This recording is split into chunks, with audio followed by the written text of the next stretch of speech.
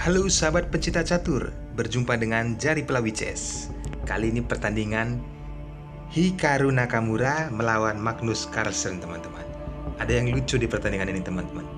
Langkah blunder, tapi kedua pemain tidak melihat hal itu, disadari pada saat langkah berikutnya.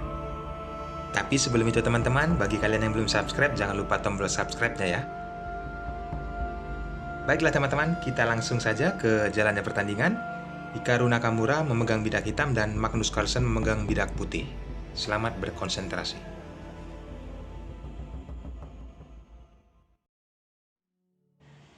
Magnus Carlsen memulai dengan pion E 2 langkah dan Nakamura membalas pion D 1 langkah.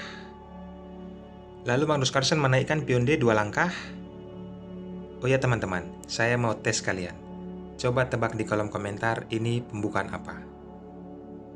Oke, kita lanjut.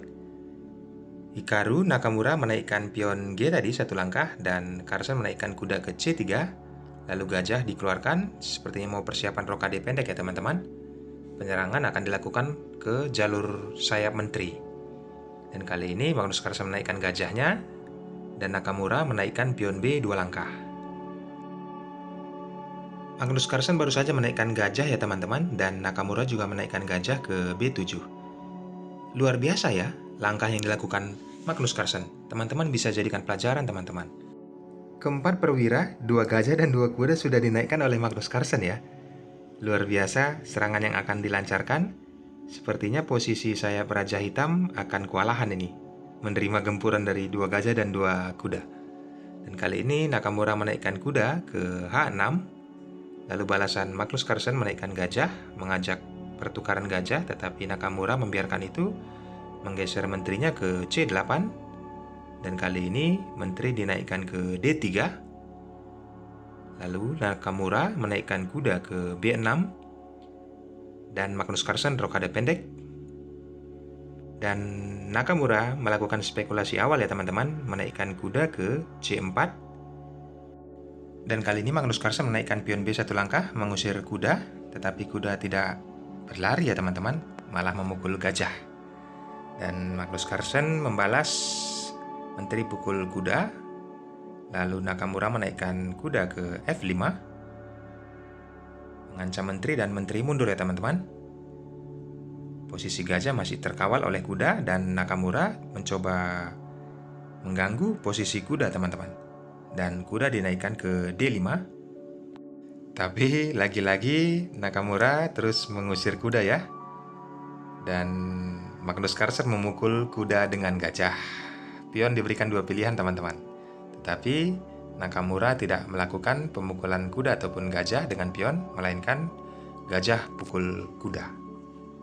Kali ini gajah mundur. Setelah Nakamura rokade, Carlsen menggeser bentengnya ke jalur E1. Persiapan untuk menjaga pion center ya. Dan kali ini Nakamura menaikkan pion C 2 langkah, mengajak pertukaran pion, dan Carlsen menerima hal itu. Terjadi pion pukul pion dan dibalas pion kali pion. Terlihat posisi seperti ini seperti langkah yang dilakukan video sebelumnya ya teman-teman. Mikhail Tal melawan Kasparov. Hal ini posisinya seperti sama langkahnya teman-teman. Akan terjadi beberapa pertukaran perwira teman-teman. Dan sekarang ini sudah terjadi. Gajah juga sudah bertukar dengan kuda. Kali ini tersisa hanya 2 benteng dan 1 perwira gajah dan 1 perwira kuda. Nakamura tetap menjaga jalur D ya teman-teman. Menggeser benteng ke D8. Lalu Magnus Carlsen menggeser bentengnya ke jalur E. Dan kali ini gajah manuver ke F8. Dan kali ini raja bergeser ya ke H1, mengantisipasi untuk posisi gajah. Benar sekali, gajah ke C5. Dan menteri bergeser ke H4, sekaligus mengancam jalur benteng yang ada di D8 ya teman-teman. Kali ini menteri naik ke C7 dan Magnus Carlsen menaikkan kuda ke G5. Tidak ada pilihan teman-teman. Pion harus dinaikkan ya teman-teman, karena posisinya bisa skakmat itu tadi di posisi menteri ke H7. Kali ini Carson mengajak pertukaran pion. Seperti yang saya bilang tadi teman-teman, ini akan terjadi pertukaran perwira dan akan bersisa menteri dengan pion teman-teman. Dan kali ini pion D dinaikkan 1 langkah dan pion E tetap naik. Tetapi Nakamura tidak memakan pion, melainkan mengancam kuda.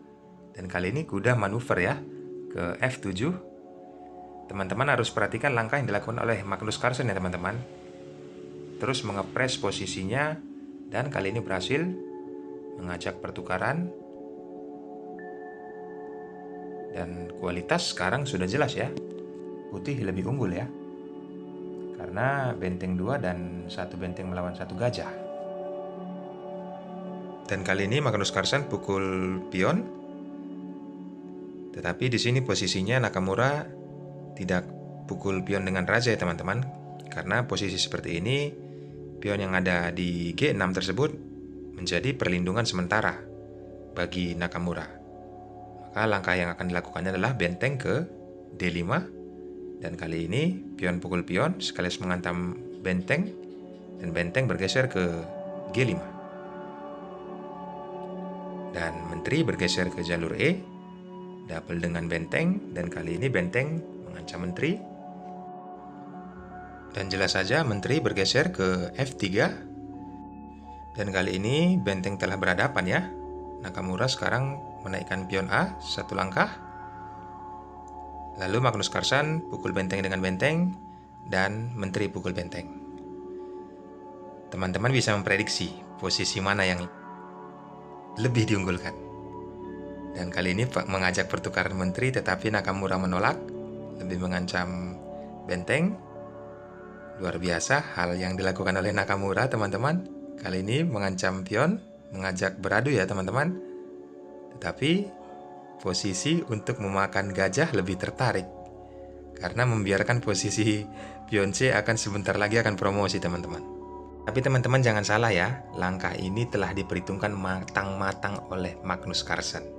Karena posisinya menteri dapat sekak dan pion yang ada di jalur E dapat duluan maju ke depan teman-teman. Dan benar saja, setelah raja bergeser, lalu pion E dinaikkan 1 langkah. Itu tandanya kedua pemain melangkah 1 untuk bertukar menteri. Teman-teman jagokan mana? Bisa pause dulu videonya. Apakah kalian bisa menebak siapa yang lebih unggul? Oke, langsung saja kita jalankan. Kali ini menteri turun ke D1. Dan dengan waktu yang sama, Magnus Carlsen juga menukar pion dengan menteri. Kali ini menteri pukul benteng, dan raja pukul menteri, dan bertukar kembali menjadi menteri, dan raja bergeser ke F2. Dan dengan posisi ini Nakamura udah lumayan terjepit ya teman-teman. Karena posisi untuk skak raja putih sangat sulit teman-teman, karena menteri ada juga di jalur E. Maka disinilah terjadi lucu langkah yang dilakukan oleh kedua pemain. Posisi skak yang dilakukan oleh Nakamura, tetapi Magnus Carlsen tidak melihat hal itu. Bisa saja dimakan oleh menteri. Tapi itulah catur teman-teman, memakai waktu, jadi kedua pemain juga bisa melakukan blunder. Tapi pada saat langkah yang kedua, Nakamura juga melakukan hal yang sama, tapi Magnus Carlsen menyadari hal itu. Dan saya juga akan menunjukkan kepada kalian ekspresi wajah mereka saat terjadinya langkah ini.